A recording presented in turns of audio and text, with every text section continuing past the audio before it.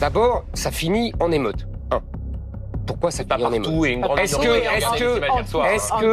que quand les Argentins célèbrent leur victoire, ça se finit en émeute, Benjamin Duhamel? Non. Avant, quand on faisait chier notre professeur, il nous en mettait une bonne dans la gueule.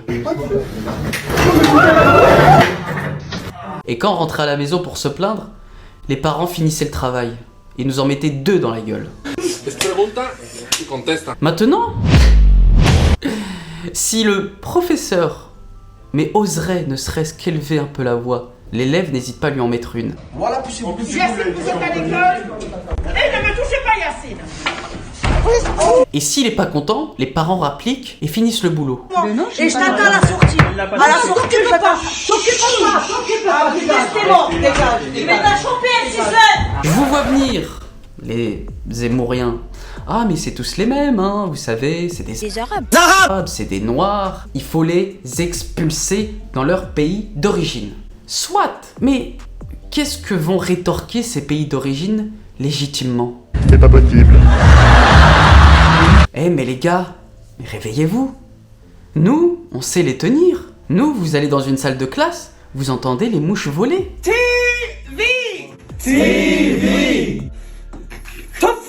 Come here. Peut-être qu'en fait, ce n'est pas les personnes qui sont problématiques, mais comment vous les éduquez. Parce qu'en fait, l'éducation des enfants, des jeunes enfants, se font avec une figure qui est indispensable, nécessaire à se tenir droit à carreau. C'est la figure paternelle. La figure paternelle qui doit être crainte, respectée dans la cellule familiale, d'une part, et d'autre part, par les figures paternelles de l'État, de la société, qui sont incarnées respectivement par le professeur et par les forces de l'ordre, d'accord? Si, dans ce cadre, il y a une défaillance, un non-respect... Je continue. Petite pute, va mets ton outrage de mes fesses, je te le rends dans le cul. Je m'en fous ton outrage, je crois que tu vas faire quoi avec mon outrage? Je m'en fous l'outrage, je crois que je vais te faire un outrage. Je m'en fous. Elle nique ta mère. Une diabolisation de ces figures paternelles, eh bien c'est l'anarchie.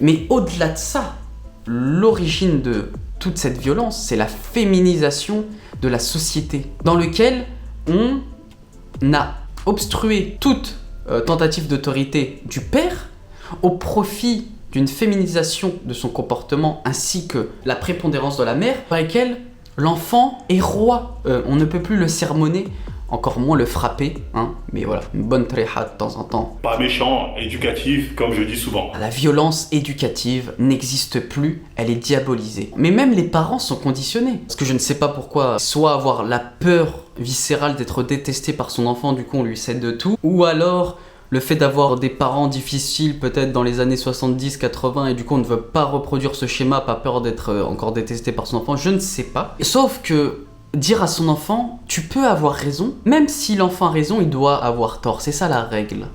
Parce que si on lui dit tu peux avoir raison, eh bien il peut remettre en cause l'autorité, parce qu'il se dit, attends, mais si je peux avoir raison, c'est que la figure autoritaire peut avoir tort. Et si la figure autoritaire peut avoir tort, je peux remettre en cause cette autorité. Du coup, c'est l'anarchie. Des dizaines de personnes se sont opposées aux forces de l'ordre pendant plusieurs heures. Ils s'en sont pris au mobilier urbain et des voitures ont été incendiées. La police belge a procédé à 11 arrestations. Les habitants du quartier font part de leur écœurement. Les jeunes, ils sont fous. C'est des adolescents, 14, 15 ans, ils cassent tout. Et vous pensez que c'est vous qui éduquez vos enfants? Non, c'est le système qui éduque vos enfants. Quand vous allez au travail et que vous êtes fatigué, vous déléguez votre éducation, votre travail d'éducation aux smartphones, aux réseaux sociaux, aux jeux vidéo. C'est eux qui éduquent vos enfants. Ce n'est pas vous.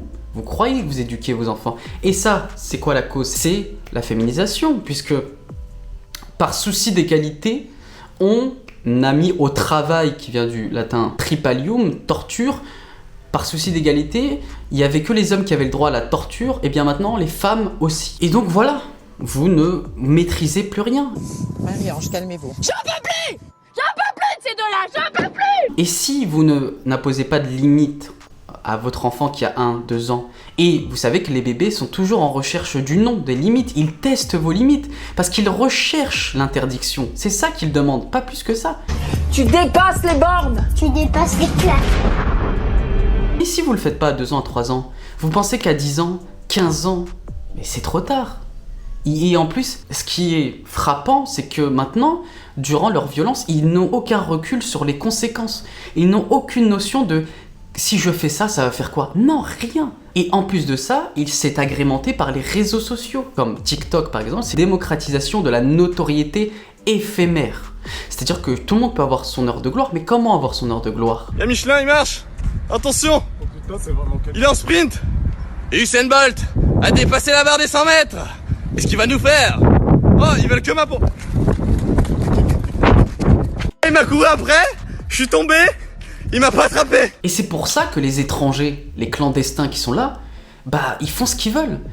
En fait, ils viennent d'une société patriarcale d'origine où l'autorité est craint et respectée, et ils arrivent ici, c'est comme s'ils arrivaient, ils passent d'une cellule familiale traditionnelle à une famille monoparentale avec une mère débordée qui représente la France, la police. Bah il fait ce qu'il veut, c'est un enfant qui fait ce qu'il veut dans une famille monoparentale qui est la France, puisqu'on a tué le père depuis mai 68. Mais vous allez me dire, c'est quoi la solution? Ok, tu as dressé le constat, la féminisation, l'enfant roi, etc. Mais qu'est-ce qu'il faut faire? Il faut tout d'abord réintégrer la notion de paternalisme autoritaire représentée par le professeur. Il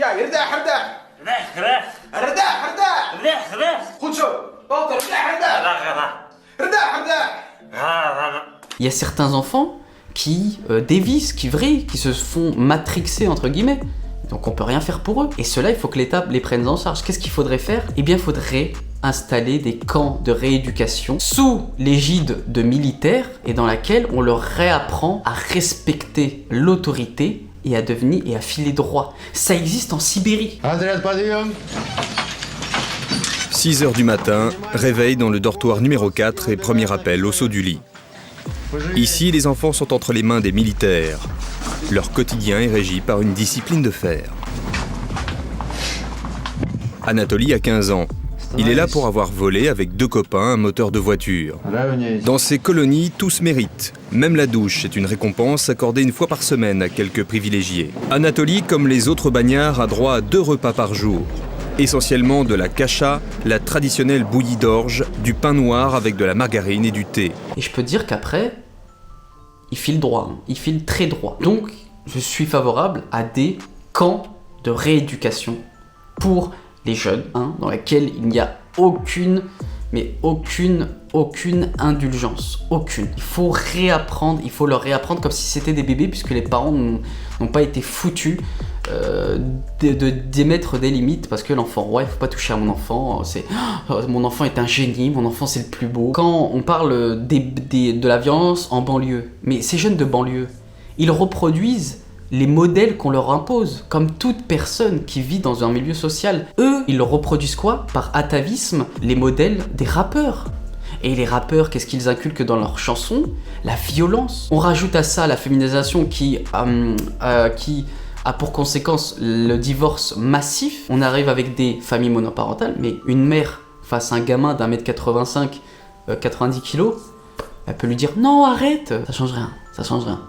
Donc, il faut que ces modèles-là soient interdits, mis en prison, oui, mis en prison. Il faut également une police vestimentaire dans laquelle la panoplie de la racaille soit interdite, oui, je le revendique. Et voilà. Et une réinsertion concrète, une insertion professionnelle concrète. Donc voilà mon programme. Dites-moi en commentaire, est-ce que vous êtes d'accord ?